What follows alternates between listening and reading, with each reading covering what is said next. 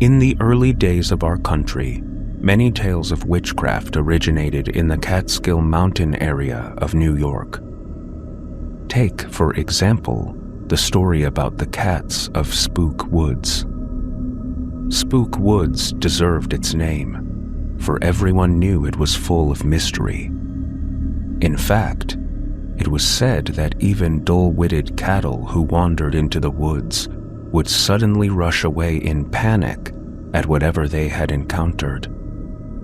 Certainly, horses often balked at taking the road that ran through Spook Woods. The local people usually managed to pass through only in broad daylight, and preferably with company. A farmhand named Williams, the story goes, had been hired to work on a farm on the other side of the woods from his home. Williams had heard tales of Spook Woods, as who up that way hadn't? But he was a big, rugged, and ordinarily fearless man who paid little attention to the tales of witches and supernatural happenings in the deep shadows. However, one winter night, as he returned home on foot through the woods, he did feel a certain uneasiness. Perhaps it was because of the full moon, which cast odd shadows along the side of the dirt road. But as he reached the center of the wooded stretch, he realized one shadow was hurrying along ahead of him. This shadow was more than a trick of moonlight, for it was moving quickly over the snow along the roadside.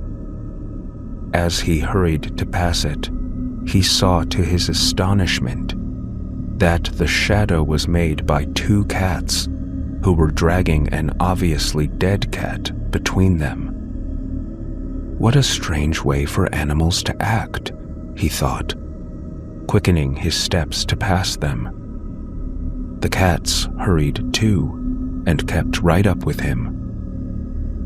Then, to his increasing horror, one of them called him by name. Startled as he was, he couldn't stop. The terrified man began to run, desperately anxious to get out of the woods as fast as possible. The cats, slowed down by their burden, could not match his speed, but just as he was leaving the thick woods for the open country beyond, one of them screeched in a loud, clear, and almost human voice, "Mr. Williams, tell Molly Myers that she can come home now. Old Man Hawkins is dead." Terribly shaken by the experience, Mr. Williams raced on to the security of his home. But when he reached its warm, friendly atmosphere, he hesitated to tell his harrowing story. Later that evening, when his family sat around the fireplace, he half-jokingly told about it and finally repeated the odd message one of the cats had cried out after him. To everyone's astonishment, the old white cat lying by the fire sprang to her feet and, without looking back, leapt up the chimney right over the burning logs and was never seen again. Molly Myers, it seems, had at last gone home.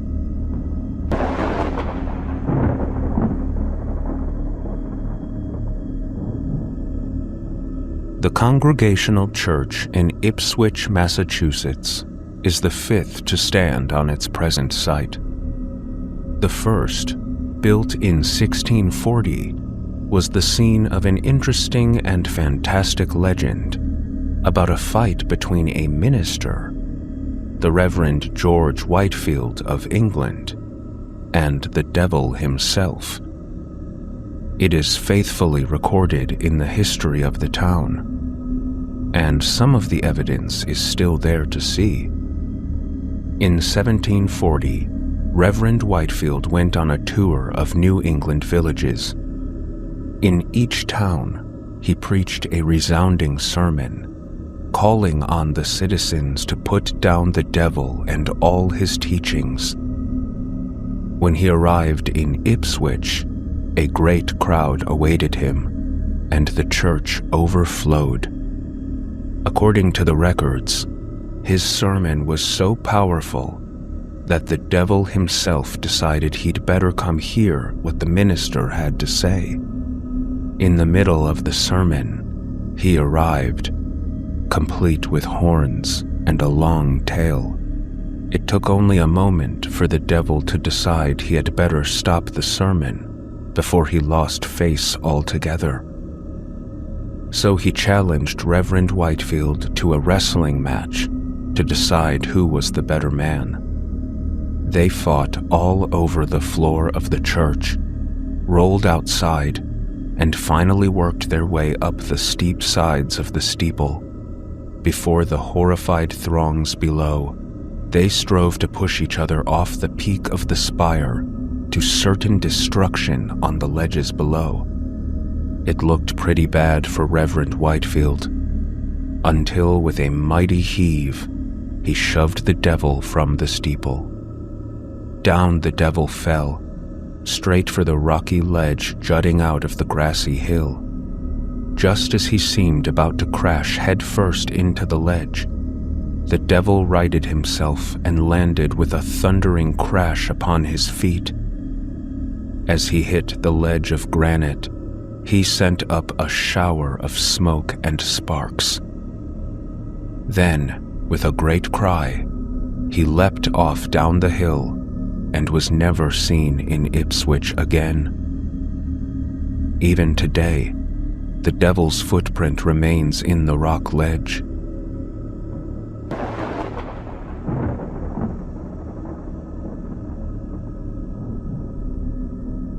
A train I was on not too long ago rumbled past a huge sawdust pile almost hidden in the New England woods. You've probably seen such sawdust piles with the ruins of an old sawmill close by.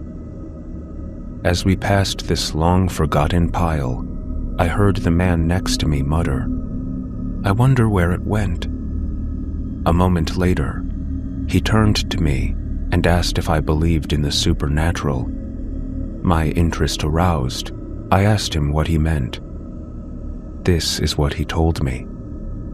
When he was a boy, he had lived in a western state where there had been much lumbering. All that remained of a vast lumbering operation that had once taken place there were a huge sawdust pile, some broken buildings and sheds, and a sagging tin smokestack. One winter, the youngsters decided to slide down the snow-covered sawdust pile on their sleds into the field below.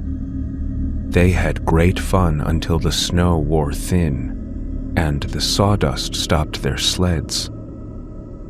A few days later, more snow arrived. After school, the same children grabbed their sleds and headed through the woods and across the fields for some more rides from the top of the huge pile.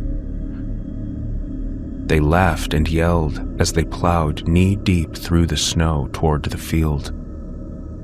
But when they reached the spot, their shouts suddenly faded into silence. There was no snow-covered sawdust pile there, only the ruins of an old mill and a vacant clearing. The giant mound of sawdust, which had covered nearly an acre and towered perhaps 30 feet high, had vanished. They knew they were in the right place, for there was the wreck of the old mill and the chimney. But where was the sawdust? There were no tracks in the snow, nor had the parents of the youngsters heard anyone removing the pile. Surely if that had been done, someone in the area would have known about it. My traveling companion fell silent. I asked him if he had ever returned to look for traces of the sawdust. Yes, he replied. He had gone back in the summertime to find the ground covered with pretty yellow-orange flowers, strange to that region. "What kind of flowers?" I asked. He smiled a bit, with an amused and faraway look. "I believe," he said, "they are called the devil's paintbrushes."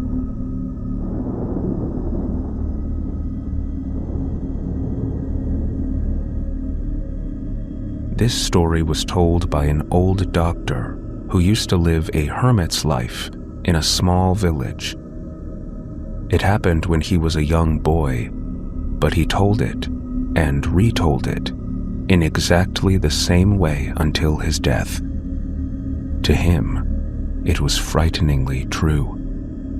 When the doctor was a young man of 15, his father had a bay colt which he permitted the boy to ride. One evening, the boy left home and started riding to another town a few miles away. On the way, he had to pass a cottage where a woman named Dolly Spokesfield lived. She was rumored to have unusual powers, skills in the black arts, and the ability to turn herself into almost anything she wished. It was whispered that she was a genuine witch of the inner circle, certainly someone young boys out at night should avoid. As the lad approached Dolly Spokefield's cottage, he kept to the middle of the road and nervously urged the colt to a faster trot. But his precautions were in vain. As the colt and rider became abreast of the cottage, a coal-black cat suddenly leapt out of the darkness and landed on the colt's neck. The frightened horse stopped short, almost throwing the boy over its head. The boy tried desperately to get rid of the cat and urged his mount on, beating him with his whip. But the cat held on, and the colt refused to move with the black cat hissing on his neck. The boy was afraid to leave his horse and run, and in panic, he dismounted and began to beat the cat with the whip, holding the colt by the bridle as it reared and plunged, trying to shake off the cat. At last, the boy managed to dislodge the cat, and he hurriedly rode home. The poor colt was bruised and clawed by the cat, and apparently exhausted by the ordeal. So injured and frightened was he that the boy feared the animal would die before morning. He turned him loose in the barn instead of putting him in the stall, and went to bed trembling and fearful that the colt wouldn't last the night. At the first crack of dawn, the boy arose and hurried to the barn to inspect the battered and clawed animal. To his amazement, the young horse was in perfect condition. He showed no signs of exhaustion, and nowhere on his body could the boy find a trace of bruises from the whip, a claw mark, or a single reminder of the events of the previous night. A neighbor soon stopped by to report that Dolly Spokesfield had been found almost dead, her body bruised and beaten as though by a whip. And under 2 of her fingernails were some short bay hairs, such as you'd find, perhaps, on the neck of a young colt, ridden by a frightened boy alone in the night.